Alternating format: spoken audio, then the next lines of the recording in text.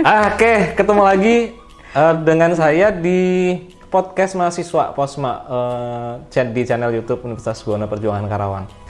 Kali ini akan lebih seru karena kita kedatangan pimpinan tertinggi di Fakultas Psikologi. Selamat datang Bu Cempaka Putri Dimala, sudah menyempatkan hadir pagi-pagi, udah diminta hadir sama Mas Rian ya. Nah, kebetulan kalau berbicara prodi psikologi ini kok kayaknya sekarang menarik.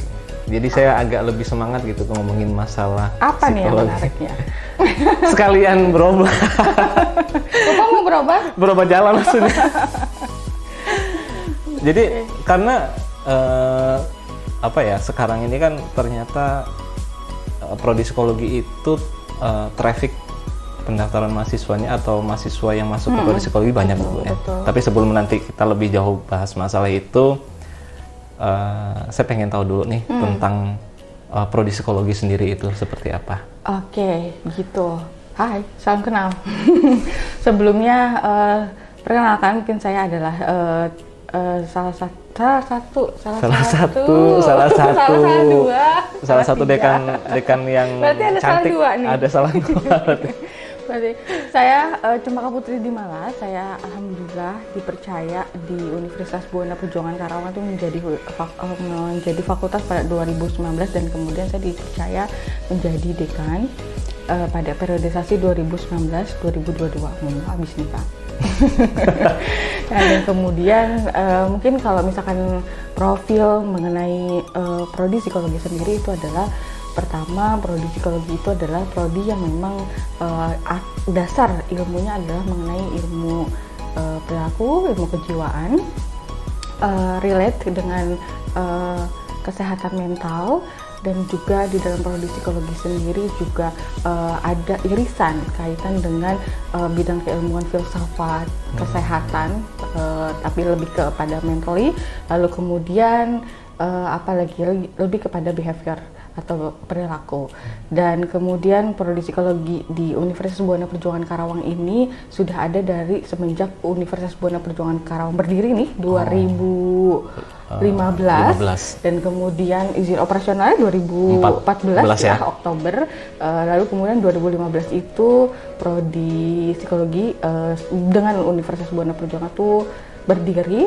Kemudian kami itu diawali, saya ngomong apa lagi? Lupa diawali. Oh, sebelum kan dari fakultas jadi fakultas kan 2019, berarti sebelumnya. Oh iya, jadi diawali itu masuk tergabung dengan Fakultas Bisnis dan Ilmu Sosial. Oke, ya.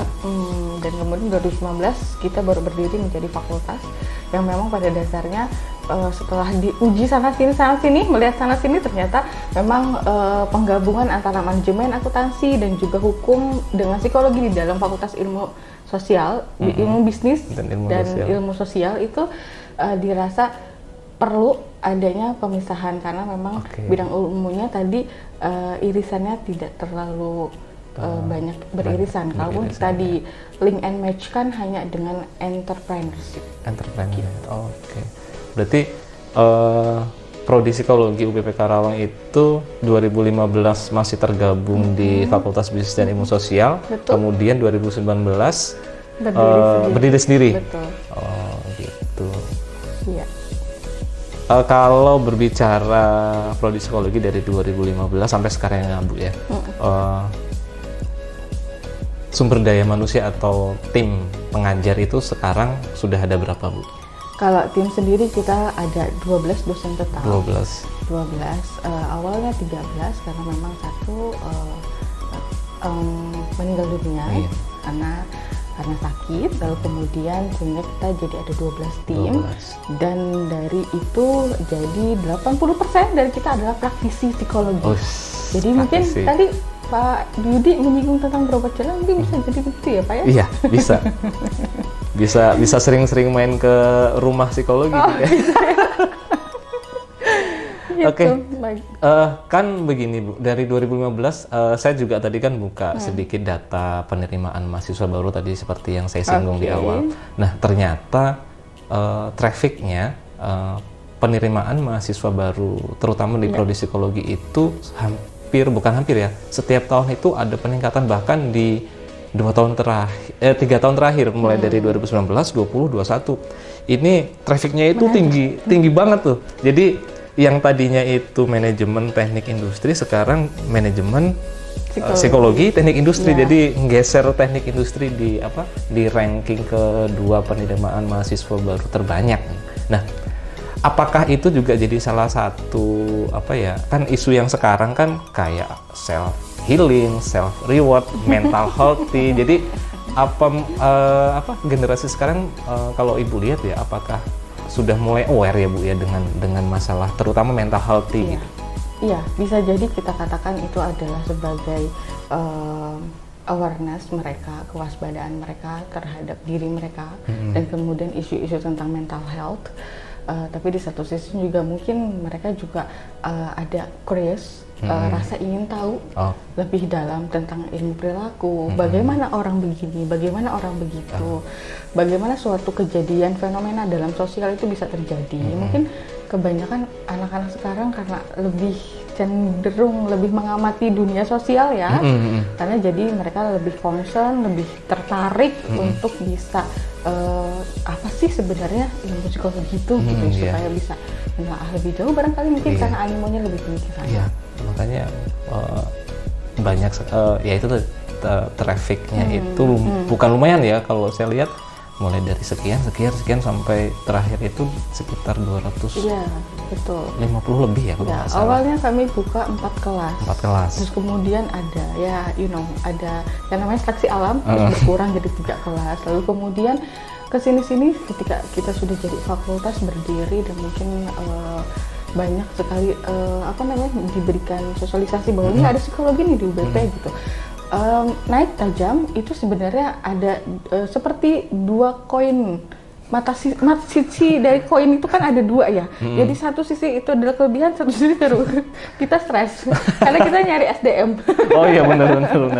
Nyari SDM. Dari jumlah total kalau sampai sekarang dari angkatan pertama nih sampai di 2021 itu di kisar berapa total keseluruhan? Di 600 ya, 600-an, sekitar 600 sampai 700, karena memang kita melihatnya adalah dari angkatan tuh 200. Oke, 200 ya. 200. Jadi memang sekarang udah tahun keempat, berarti ada 4 angkatan yang saat ini sedang 2018 itu sedang skripsi. Berarti masih kita hitung ya, jadi ada 2018, 2019, 2020, 2021. Jadi sekitar student body-nya sekitar 600 sampai 700 ya. Nah, kalau berbicara kelebihan tadi, kalau sebenarnya kelebihannya sih sudah bisa atau sudah dijelaskan ya Bu ya sama Ibu tadi, karena kaitan dengan mulai aware-nya si mahasiswa ya, calon mahasiswa itu bahwasanya tentang kesehatan mental itu penting. Kalau menurut Ibu sendiri, selain itu apa sih yang menjadi kelebihan prodi psikologi sehingga traffic pendaftar mahasiswa itu setiap tahun meningkat? Pertama, berdirinya psikologi di Universitas Buana Perjuangan Karawang, di Karawang sendiri, ini marketable. Marketable-nya apa? Kita baru satu-satunya di Purwakarta, Subang, Karawang.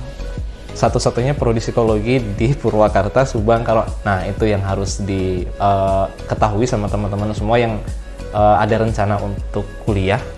Kalau pengen ngambil prodi psikologi, ternyata psikologi itu satu-satunya program studi psikologi di 3 kabupaten, Karawang, Subang, Purwakarta, itu baru satu-satunya. Terus apa lagi Bu? Karena kan memang sebelumnya saya bahas dulu mungkin karena memang Subang, Purwakarta itu kan beririsan, maksudnya deketan gitu loh sama Karawang. Jadi menarik. Lalu kemudian kedua, menarik mahasiswa ya. Lalu kemudian yang kedua adalah mungkin kaitannya dengan tadi dilihat dari SDM. SDM kita sendiri semuanya praktisi. Lalu kemudian kaitan dengan layanan di masyarakat, kami punya unit layanan psikologi, which is itu di dalamnya kita bisa memberikan konseling, lalu kemudian ke masyarakat umum ya, nggak cuma ke keluarga UBP. Di keluarga UBP doang, ke masyarakat umum, semua boleh kami ada konseling, lalu kemudian ada asesmen. Asesmen itu terdiri dari psikotes, baik itu tes kesiapan sekolah maupun tes-tes lainnya yang memang ada di kita. Gitu deh. Gitu. Lalu kemudian selain itu juga anak-anak kita itu ternyata dia jadi agent of mensosialisasikan bahwa studi psikologi itu enak ya gitu. Mungkin itu adalah trending naik kaitan dengan itu ya. Iya. Itu masuk nggak sih? Masuk. Edit ya, nggak masuk itu. Tapi memang benar sih Bu, kalau bicara tadi apa yang sudah Ibu sampaikan ya terkait dengan kelebihan satu-satunya prodi psikologi, kemudian di 3 kabupaten yang beririsan, atau mungkin juga karena mungkin salah satunya karena prospek kerja juga ya Bu ya? Iya betul, prospek kerja juga. Jadi memang sudah dilirik karena kaitannya dengan prospek kerja. Apalagi di Karawang kan kawasan industri, bukan hanya di Karawang, ternyata Karawang, Purwakarta, Cikarang, Subang, Bekasi. Betul. Kan kalau prospek kerja sendiri, bicara prospek kerja kan biasanya setahu calon mahasiswa awam itu biasanya kalau di psikologi itu nanti begitu wisuda jadi HRD nah atau di staf di HRD gitu. Nah selain itu Bu, biasanya prospek kerja dari prodi psikologi itu atau learning outcome-nya atau profil lulusannya itu nanti apa sih Bu? Oke, kalau untuk di prodi psikologi sendiri learning outcome atau misalkan capaian lulusannya itu kita ada asisten psikolog. Asisten psikolog. Baru asisten ya menjadi psikolog karena psikolog itu harus ngambil profesi lagi. Jadi nanti kedepannya akan menjadi administrator untuk alat tes, bisa mengkonseling dan juga bisa menginterpretasi hanya bagian umum saja. Lalu kemudian bisa men-scoring alat tes untuk asisten psikolog. Lalu di samping itu juga ada sebagai konselor. Dia juga bisa menjadi sebagai konselor. Di bagian itu juga bisa menjadi tadi yang Bapak singgung sebelumnya adalah staff dari HR atau HRD. Bisa juga menjadi manajer HR juga dapat. Karena memang manajer SDM di bagian HR itu sebenarnya punya irisan dengan manajemen sama hukum lulusan. Gitu. Tapi kita punya credit point yang plus. Ada plusnya. Kita bisa menggunakan alat tes. Jadi untuk sistem rekrutmen semua ada di kita, dari psikologi. Karena kita bisa rekrutmen, ini alat tesnya, kita bisa menjalankan untuk alat tes. Credit point-nya ada di situ. Kalau memang kita beririsan tadi dengan HR, ada dengan manajemen dan ada hukum. Lalu kemudian juga menjadi fasilitator dan motivator. Kalau senang ini yang cuap-cuap, yang suka memberikan semangat sama lingkungan sekitarnya, bisa menjadi fasilitator dan motivator. Mungkin ke depannya untuk yang fasilitator, dia nanti akan membuat suatu rancangan untuk pelatihan. Mau itu nanti pelatihannya bentuk seperti apa gitu. Nanti akan dibuatkan misalkan untuk supaya nanti disiplin kerjanya meningkat. Nanti dibuatkan sama si fasilitator dan perancang pelatihan ini. Gitu. Lalu kemudian di samping itu juga bisa juga jadi pelaku usaha mandiri. Iya. Pelaku usaha mandiri juga. Masih di kelebihan ya Bu ya. Terus kemudian prospek kerja tadi ternyata banyak sekali, bukan hanya di staf HRD saja, ternyata bisa jadi asisten psikolog, kemudian bisa pengembangan fasilitator dan masih banyak ya lagi yang lain, terutama masalah kaitan dengan kepribadian. Ya. Karena menurut saya juga begini, saya kebetulan nih beberapa semester terakhir di semester 1-2 itu kan ngajar di psikologi ikut juga dikasih kesempatan untuk mengampu ada beberapa mata kuliah yang diampu lah, 2 lah, bukan beberapa, cuma 2 mata kuliah. Tapi ketika berjalan 1-2 kali tanya, ternyata kenapa kok minat di psikologi ya?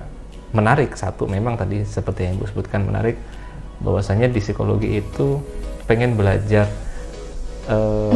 lebih dalam tentang kepribadian seperti apa, dan kenapa enggak Pak sambil berobat jalan gitu. Kebanyakan bilang seperti itu. Kebanyakan ngomong berobat jalan. Jadi kayak gambarnya begini, oh ternyata kuliah di psikologi itu selain kita bisa tahu tentang ilmu kepribadian terutama, tapi juga bisa sambil berobat jalan. Saya juga kemudian berpikir gini Bu, kok kayaknya gini ya, apa kayak pengen kuliah lagi nih, ngambil S1 psikologi gitu jadinya. Karena ketertarikan tadi. Saya keambil nih, ini job saya keambil nanti sama Bapak nih. Karena memang benar Bu, saya secara pribadi kalau berbicara masalah pemahaman tentang mental terutama, kadang-kadang berpikir mental saya itu sehat nggak sih gitu ya? Oh gitu? Mental saya itu sehat nggak sih sebenarnya gitu? Karena kalau melihat tuh ternyata kok orang-orang bisa begini, apa saya kenapa nggak bisa? Apa yang harus saya lakuin? Jadi kayaknya menarik aja gitu. Kalau tadi Ibu berbicara layanan nih, layanan di psikologi. Ya. Fasilitas apa saja selain layanan yang ada di prodi atau di Fakultas Psikologi yang bisa dimanfaatkan oleh selain mahasiswa tapi juga keluarga besar di UBP Karawang ini? Kalau misalkan untuk di Sivitas dan keluarga besar di UBP Karawang mungkin ya tadi hanya baru di unit layanan psikologi itu kami hanya bergerak baru di konseling dan juga baru di untuk penggunaan alat psikotes untuk misalkan tes kesiapan sekolah untuk anak-anak warga UBP, lalu kemudian juga atau mungkin masyarakat lebih luas dan juga kaitan dengan psikotes lainnya. Dan di samping itu juga kita sudah banyak kerjasama sama beberapa instansi kaitan dengan kepolisian. Lalu kemudian juga P2TP2A, unit layanan perlindungan perempuan dan anak. Kalau untuk di Polres sendiri kita kerjasamanya sendiri adalah untuk saksi ahli. Untuk psikologi biasanya kan kalau misalkan ada tindak kejahatan kaitannya apa, kita coba untuk tanya lebih dalam baik korban maupun tersangkanya, apakah ada kemungkinan tersangkanya punya isu mengenai ketidaksehatan mentalnya, abnormalitas. Jadi apakah bisa ditindak secara hukum atau tidak. Lalu kemudian kaitan dengan korbannya, apakah mengalami kondisi yang sangat parah kaitan dengan psikologisnya sehingga itu juga akan memperberat kaitan dengan namanya hukuman gitu kan. Lalu kemudian di P2 juga kami bergerak. Di samping itu juga memang unit layanan kami bergerak tidak hanya kami membuat unit layanan, tapi juga tim kami bisa ke seluruh lini di unit-unit masyarakat gitu. Jadi memang secara berkala setiap satu semester kita menyelenggarakan kaitan dengan pengabdian itu tuh ke masyarakat, mengedukasi kaitan dengan kesehatan mental, mengedukasi juga kaitan dengan betapa pentingnya sih pola asuh dan lain-lainnya gitu. Itu sih layanan yang memang bisa kami berikan baik secara luas kepada masyarakat maupun di Sivitas akademiknya di Universitas Guna Perjuangan Karawang. Karena memang pemahaman mungkin bukan mengecilkan kemampuan orang tua dulu ya, tapi kalau melihat sekarang kan memang perkembangan teknologi itu kan luar biasa ya Bu. Iya betul. Nah, betul. Sebagai orang tua juga kan berpikir bagaimana caranya mendidik terutama ya. Kalau pemasakan berarti kan kaitan dengan masyarakat, orang tua, perkembangan anak dan yang lain-lain kan. Betul. Nah, kegiatan-kegiatan layanan atau pengabdian kepada masyarakat yang diberikan orang tua itu memang kegiatan yang rutin dilakukan setahun itu bisa berapa kali biasanya? Jadi biasanya kita tuh kan satu dosen satu semester. Satu dosen satu semester. Artinya, tapi tergantung shootnya ya. Artinya tergantung target yang akan kita shoot gitu. Ada beberapa di kita, ada 3 lingkup. Ada psikologi industri dan organisasi, psikologi klinis, dan psikologi pendidikan. Ada satu lagi psikologi klinis anak. Jadi kita shootnya itu beda-beda. Misalkan contoh, ketika harus ke masyarakat kaitan dengan pelayanan untuk pengabdian, kita biasanya untuk yang dosen-dosen yang memang dia khusus di psikologi industri, dia akan pergi untuk sesuai dengan skemanya, yaitu di industri. Misalkan kaitan dengan stres kerja, nanti akan pergi misalkan ke instansi tertentu yang memang stres kerjanya tinggi. Lalu kemudian kami berikan layanan. Kalau misalkan untuk klinis itu lebih kepada sosial ya, sosial klinis. Lalu kemudian kita pergilah, misalkan kebanyakan tuh ada yang kalau untuk yang klinis anak dia pergi untuk parenting ke gitu. orang tua dan ke anak-anak. Untuk yang klinis dewasa itu berangkat ke masyarakat umum, kaitan dengan bagaimana kita menangani diri kita sendiri, kita punya kecemasan supaya tidak berlebih pada kecemasannya, seperti itu. Dan untuk yang pendidikan kita berangkatnya ke sekolah. Bagaimana sih dengan kondisi pandemi itu sekolah gimana tuh? Misalkan dalam ngadepin online, orang tua pasti stres dong. Orang tuanya stres, anak juga stres. Anak juga stres juga. Itu juga kita berikan layanan kaitan dengan itu. Kita dalam skupnya adalah skup pengabdian, dan itu berkala terus tiap dosen itu menyebar itu kalau misalkan satu semester satu dosen, artinya kan ada banyak ya Pak ya berjalannya. Berarti 12 lah personnya. 12 kali 12 banyak ya Pak banyak banget. Tapi biasanya kita buatnya kelompok-kelompok kecil sesuai dengan tadi concern ini yang bagian masing-masing, yang pio, yang klinis, pendidikan. Oh, itu merupakan bagian dari peminatan di psikologi sendiri ya? Iya, peminatan. Cuman kita ini harus dibicarakan di awal nih, karena peminatan di psikologi tidak untuk mengkotak-kotakan. Gua anak klinis, gua anak pendidikan, tidak. Gitu. Nanti dikotak-kotakinnya secara jelas garisnya nanti pada saat S2 atau pada saat profesi. Oh, jadi sementara hanya untuk mengetahui saja. Hanya untuk dasarnya gitu. Dasarnya begini ya, gitu. Nah, kebanyakan anak-anak psikologi yang sudah sekarang kuliah nih, mereka terjebak dengan pengkotak-kotakan itu tuh. Kotak jadi gua anak klinis ya, gue anak pio, padahal mereka belum kotak nih. Nih teman-teman mahasiswa yang udah sekarang di psikologi nih, dikasih tahu sama Bu Dekan. Jadi bukan kemudian mengkotak-kotakan, gue anak klinis, gue anak pio, gue anak pendidikan, psikologi pendidikan, nggak gitu. Intinya sih masih secara umum, cuman kita lihat kita lebih sukanya nih, interestnya kemana, itu boleh kita masuk ke sana. Tapi ketika Anda nanti akan kerja konseling, Anda sebagai konselor itu tidak bisa mengkotak-kotakan, gue ke anak klinis, gue nggak megang industri ya, gitu. Nggak, itu harus dipegang secara umum. Oh gitu. Oh iya. Nah, tadi menarik kaitan masalah kerjasama, Bu. Ya. Kerjasama tadi dengan Polres, dengan P2TP 2A. Nah, kerjasama apa lagi Bu yang memang sudah dilakukan oleh Prodi Psikologi sendiri untuk memberikan pelayanan baik kepada masyarakat ataupun kepada mahasiswanya nih, atau lulusannya nanti kan. Jadi memberikan bahasanya apa ya, mempersiapkan lah bahwasanya lo kuliah di psikologi nggak hanya sekedar kuliah kemudian lulus dibiarkan aja gitu.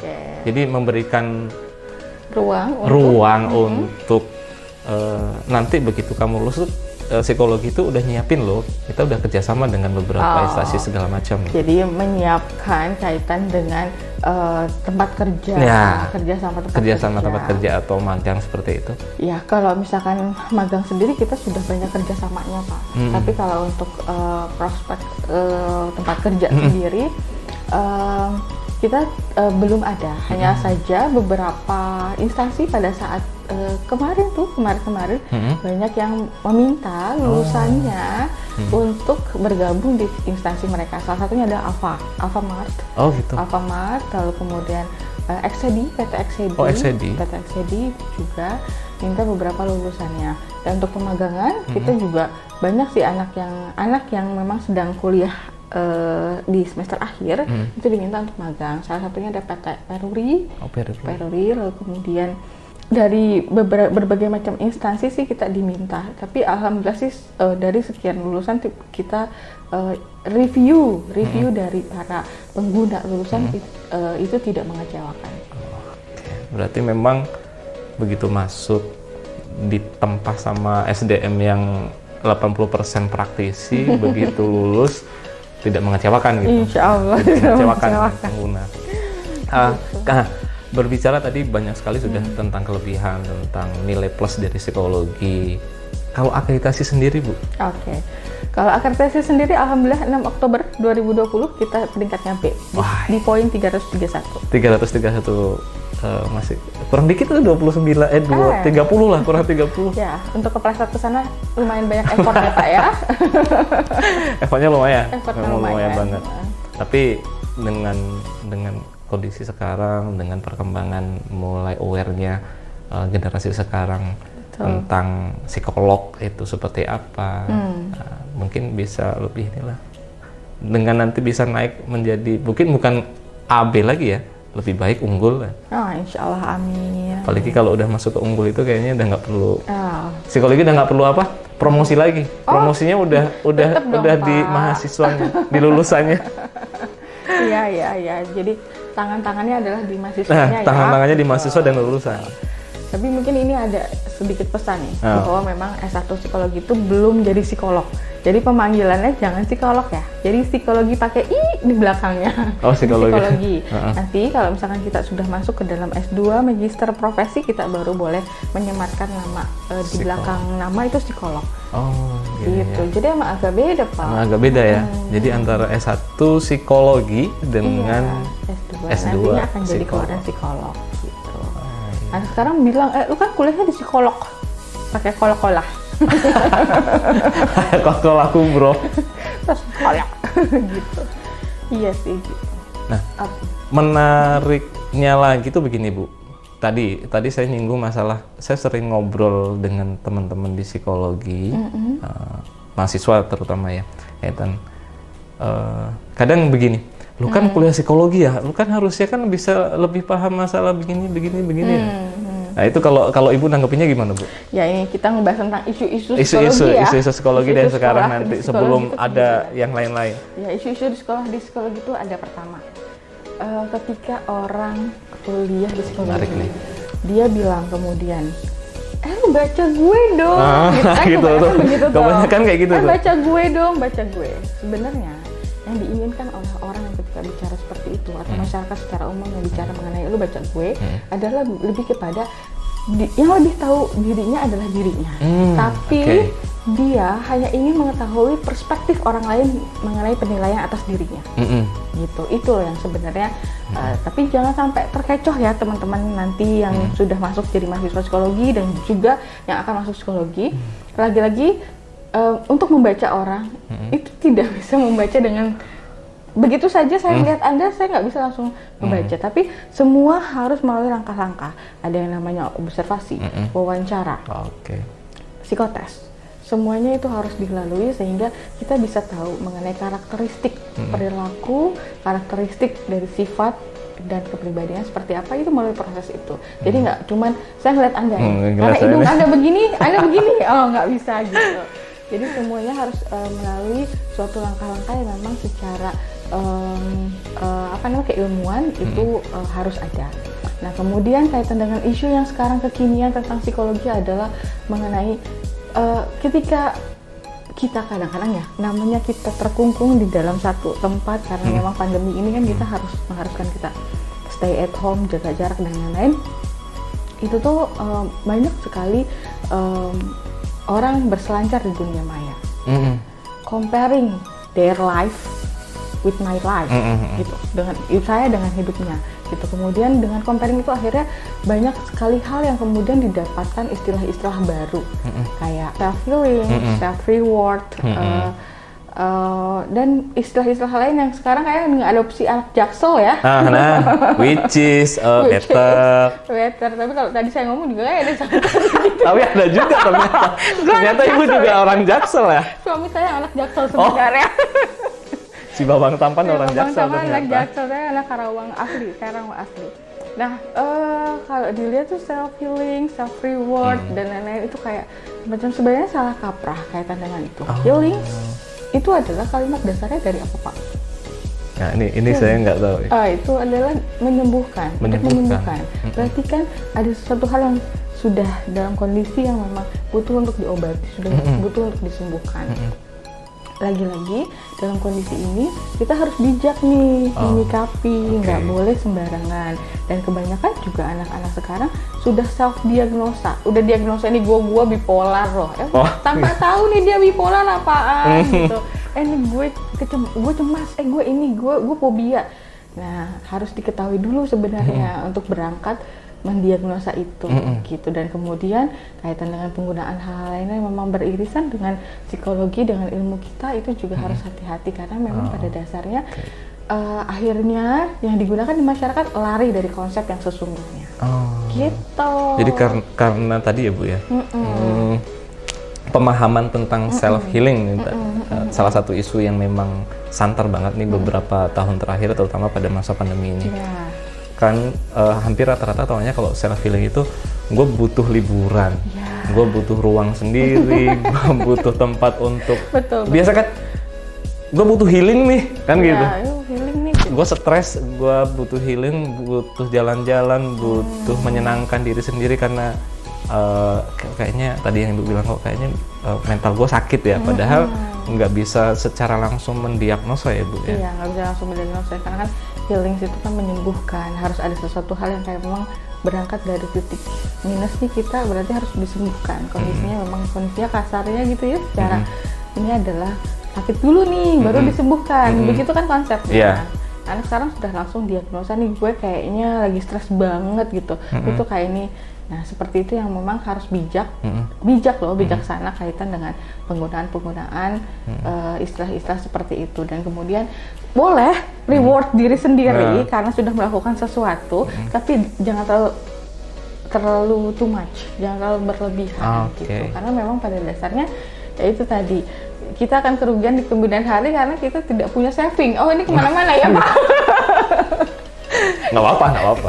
namanya ini. Kalau ngobrol dengan orang psikolog ya, kan saya kan manggilnya udah boleh psikolog kan? Iya. Kan bentar lagi kan apa? DR. Bu dokter kan bentar lagi Bu dokter bentar lagi. Baru CDL, kalsium deradoxon. CDR.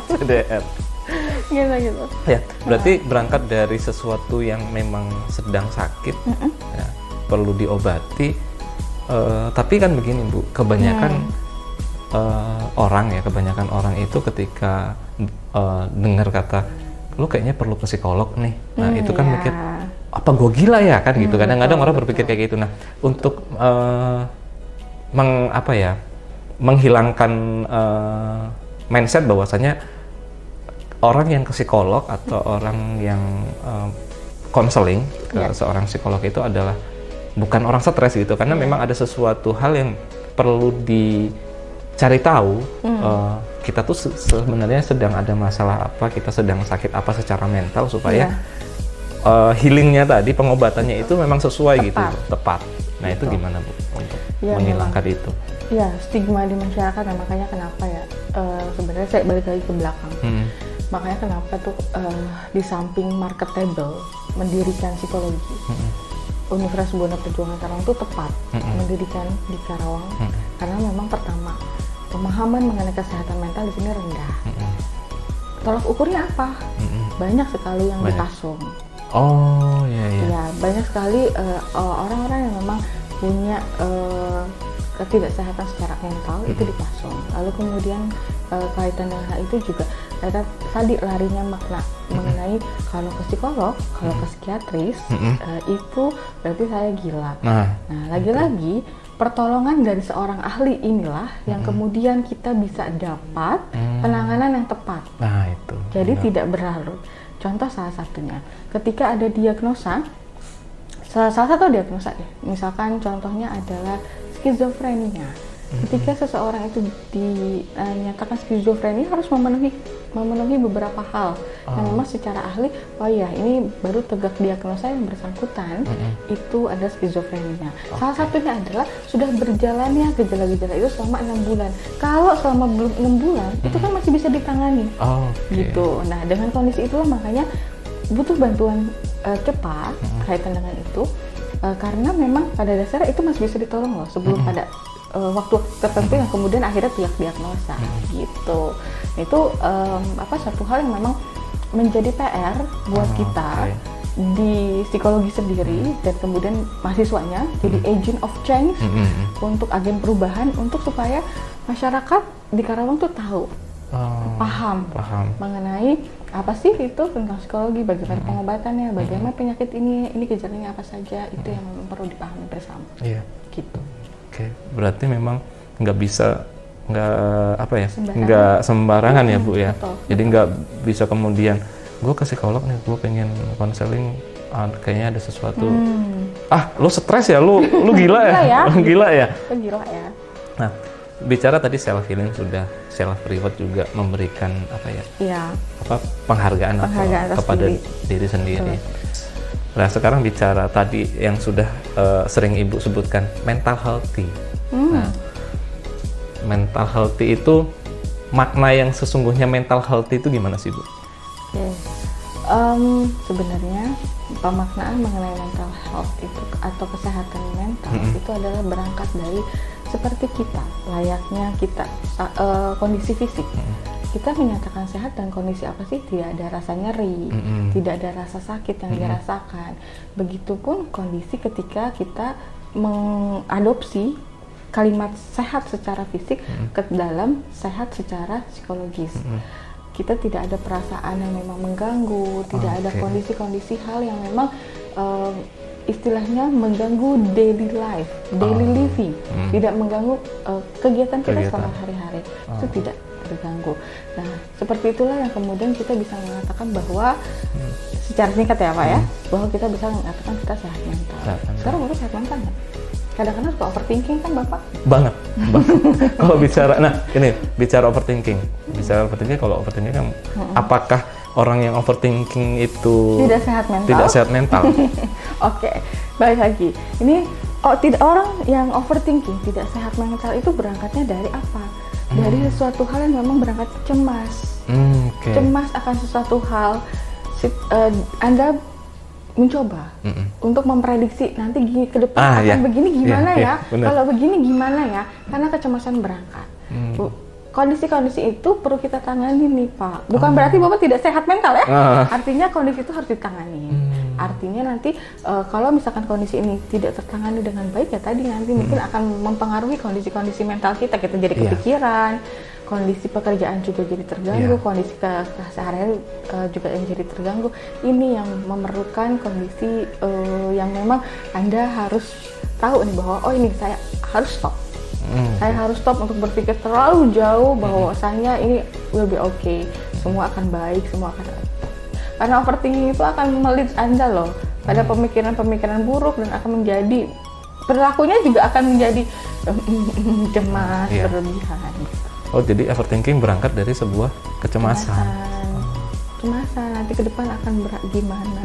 Jadi sebenarnya berarti kalau berbicara mental gue sehat nggak sih gitu, berarti harus melihat tadi yang gue katakan dalam keseharian ada sesuatu hal yang mengganjal nggak gitu ya? Iya. Hal ini kemudian secara aktivitas sehari-hari itu kondisinya jadi tertunda nggak sih gitu? Jadi karena pikiran saya, karena kondisi mental saya gitu. Itu yang memang balik lagi ke kita gitu. Jadi sesuatu hal yang kita pikirkan yang pada akhirnya berpengaruh kepada keseharian, terutama mental kan ngaruhnya ke semuanya ya Bu ya.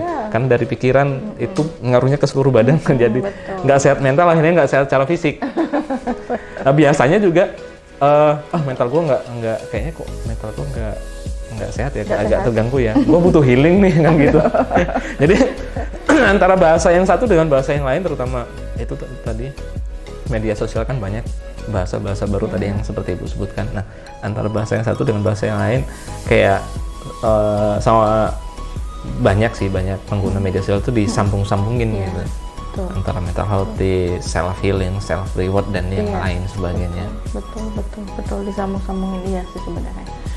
Sebenarnya nggak masalah ketika teman-teman terutama remaja gitu kan ya menggunakan istilah itu asal tahu maknanya, asal tahu mengenai konsepnya itu apa. Dan bisa mempertanggungjawabkan apa yang kalian sebutkan. Misalnya ketika kalian bilang, kayak gue lagi depresi berat, kayak gue bipolar deh. Nah, itu harus dipertanggungjawabkan kondisi seperti itu karena akhirnya kan akan melabel bahwa Anda nggak sehat mental, gitu kan akan sulit kan sebenarnya. Gitu sih sebenarnya. Ini kalau pengen ngobrol lagi kayaknya saya perlu ke ini ruang ini sambil makan mie goreng Indomie goreng pakai cengek dan telur ceplok. Kulkas penuh kok Pak. Wah. Udah dikode kulkas penuh ini. Kulkas penuh Pak. Bapak mau kopi apa? Ada warna Mejuki Hibiniu Pak. Terus begini Bu, sebenarnya sudah banyak tadi kelebihan atau hal nilai plus dari psikologi itu. Tapi saya pengen tahu langsung dari Bu Dekan, kenapa si calon mahasiswa itu nggak perlu pikir panjang, begitu daftar pilih psikologi? Oke.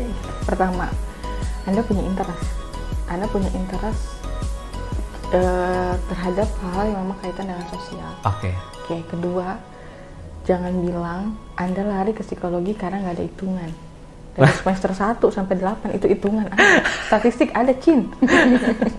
Pokoknya saya mengembalikan bahwa memang pada dasarnya kuliah di psikologi semua itu didasari dari ilmu dasarnya itu adalah filsafat. Tapi berangkat dari situ juga kita ada statistika, ada biopsikologi, kemudian dan kaitannya dengan psikologi lainnya, itu juga memang perlu dipahami dengan benar bahwa memang Anda masuk karena tidak hanya mengejar kaitan dengan saya nanti akan baca Anda, saya akan baca tidak, tapi lebih kepada interestnya dulu kepada sosial. Dan kemudian saya yakini bahwa sudah masuk psikologi itu banyak plusnya.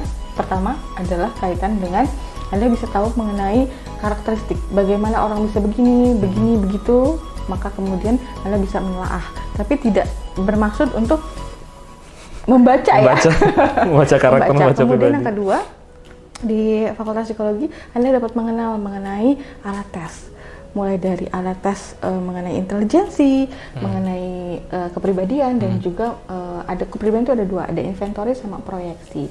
Gitu. Nanti itu juga dikenalkan, tapi tidak masuk ke dalam. Nah, kemudian yang ketiga, ketika Anda decide untuk masuk psikologi, Anda bisa melanjutkan untuk masuk profesi menjadi psikolog. Karena masih jarang di Karawang psikolog. Oh, jarang? Masih jarang ya? Jarang banget ya, Bu ya? Istilahnya kita doang nih kayaknya di Karawang, dosen-dosen psikologi doang. Terus kemudian kaitan dengan itu juga prospek kerja, saya rasa kita sudah mulai banyak dilirik berbagai instansi untuk bergabung di psikologi, karena memang untuk HR, untuk asisten psikolog itu juga sangat dibutuhkan. Gitu. Nggak ada ini nggak gambaran. Jadi lulusan psikologi itu nanti nggak perlu lagi nyari, tapi instansi atau perusahaan itu berbondong-bondong datang gitu. Kedepannya saya berharap seperti itu. Tapi saat ini mungkin karena kita mesti harus berkompetitif dengan bidang di samping bidang ilmu lain juga ada dari universitas lain. Karena kan tanpa dipungkiri ya, ketika kondisi ini juga memang ada hal yang memang harus dipertimbangkan.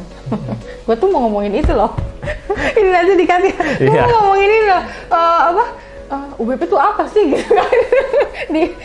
di lamaran kerja kan pasti akan ngelihat dari UI, dari apa gitu. Karena kan dia harus bisa di situ. Jadi tapi kan gue nggak enak ngomongnya. Nggak apa-apa. Nama UBP itu apa gitu kan? Nggak apa-apa, Bu. Kan merendah untuk tinggi. Iya. itu merendah sebenarnya. Ya, tapi untuk tinggi. Enggak ada meningginya sih. Apa tadi sampai mana? Ya itu masalah persiapan. Iya, kedepannya kita berharap sih banyak instansi yang memang bisa kita gandeng supaya mahasiswa tuh bisa masuk dan kemudian bisa dapat kerja untuk di sana. Gitu sih. Ya tadi kan Ibu sudah ada beberapa sebenarnya instansi yang ini. Dan perlu ini juga ditegaskan kalau di lingkup LLDT wilayah 4 UBP itu kan julukannya kan bayi ajaib. Nah, bayi ajaib dengan berapa tahun ya, Bu ya? 14, 15, 16, 17, 18. Kemarin kan ulang tahun yang ke-7, Pak. Oh iya. Bapak. Kenapa saya lupa ya? Kok kayaknya mental gua nggak sehat nih. Nggak boleh. Nggak boleh gitu ya? Nggak boleh. Memang harus perlu dicari tahu dulu. Iya. Kan, gitu ya. Jadi jangan sampai teman-teman itu salah persepsi kalau ada sesuatu yang nggak baik kemudian mendiagnosa, mental saya sakit, saya butuh healing, nggak gitu. Harus dicari tahu dulu. Ini cuma gara-gara nggak tahu. Gara-gara lupa ulang tahun kemudian gue nggak fokus nih, gue sehat, gue sakit mentalnya, nggak gitu. Iya, betul. Nah itu yang harus dirubah mindsetnya. Iya, betul. Penutup, Bu, untuk penutup tadi kan Ibu learning outcome tadi salah satunya itu bisa menjadi seorang motivator. Nah, saya pengen ada satu kalimat motivasi yang bisa diberikan baik kepada teman-teman yang nonton, baik itu mahasiswa UBP atau bukan mahasiswa UBP, calon mahasiswa atau keluarga besar dari UBP Karawang sendiri, atau untuk masyarakat umum secara keseluruhan. Ini mah namanya jebak ya Pak ya? Saya nggak jebak, tapi kan salah satu learning outcome-nya tadi begitu. Tentang kesehatan mental, lebih spesifik. Saya sih bukan lebih sebagai berangkat dari diri kita, kita yang mengetahui diri kita. Maka penting juga kita kemudian bisa lebih kepada masyarakat umumnya. Karena begini, yang sekarang sedang in banget, terutama di media sosial ya, itu kaitan dengan kesehatan mental ya Bu ya. Nah, bagaimana supaya orang-orang itu merasa bahwasanya mereka benar-benar yakin gitu bahwa mereka itu sehat mentalnya gitu. Jadi nggak berpikir gara-gara membandingkan tadi ya Bu ya, membandingkan kehidupan yang ada di media sosial dengan kehidupan nyata, kebanyakan membandingkan, kemudian kok mereka kayak gini, kok nggak gini ya gitu. Baik, intinya sih yang mengetahui tentang diri Anda adalah Anda sendiri. Mengenai kondisi ketika Anda melabil diri Anda dengan hal yang positif, maka Anda akan menjadi pribadi yang positif. Ketika Anda melabel diri Anda menjadi orang yang negatif, maka timbullah sesuatu hal yang negatif. Maka jadi be positif. Be positif. Jadi selalu berpikir positif. Apa yang dipikirkan, mau itu positif negatif, itu akan berpengaruh terhadap kehidupan kita gitu ya. Be positif. Kalau sekarang positif agak pusing ya? Agak positif. Oh iya, kalau sekarang nggak pusing kalau positif. Harapannya negatif kalau sekarang. Ya, harapannya tapi negatif. kalau untuk diri kita sendiri, kita tetap positif. Kita positif, kita menilai orang juga harus positif. Harus positif, Positifnya bukan positif COVID, tapi positifnya positif tentang pemikiran. Sebenarnya masih pengen banyak banget ngobrol, tapi udah di kode-kode terus sama Mas Rian. Kayaknya ini nggak cukup satu kali upload, kayaknya perlu ada next round karena berbicara psikologi tentang ilmu kepribadian itu ternyata menarik sekali dan sepertinya saya perlu konseling ke ini.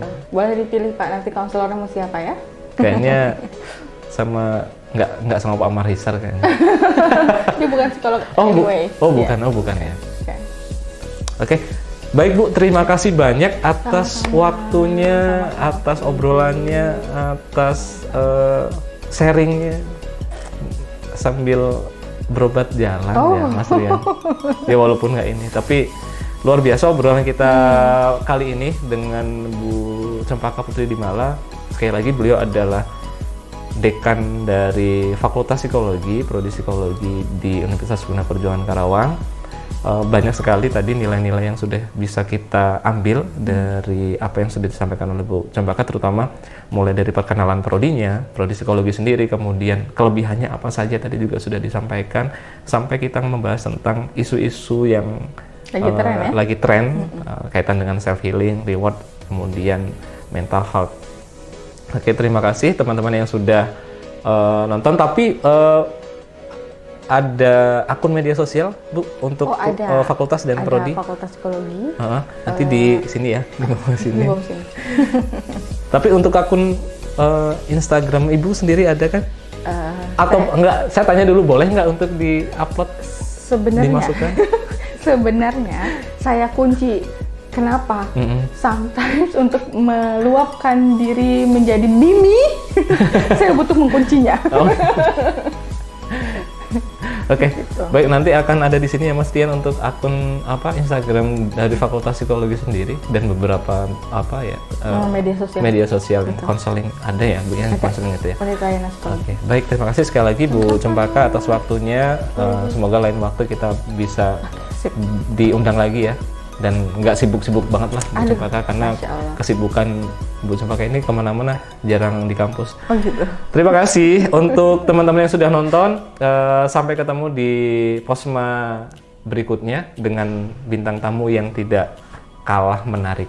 Oke, tetap jaga kesehatan karena di masa pandemi kita masih tetap harus stay healthy, mentalnya juga harus sehat, gitu ya. Tetap be positif. Terima kasih. Selamat pagi, selamat siang, selamat sore, selamat malam. Saya Hiri. Assalamualaikum warahmatullahi wabarakatuh. Waalaikumsalam.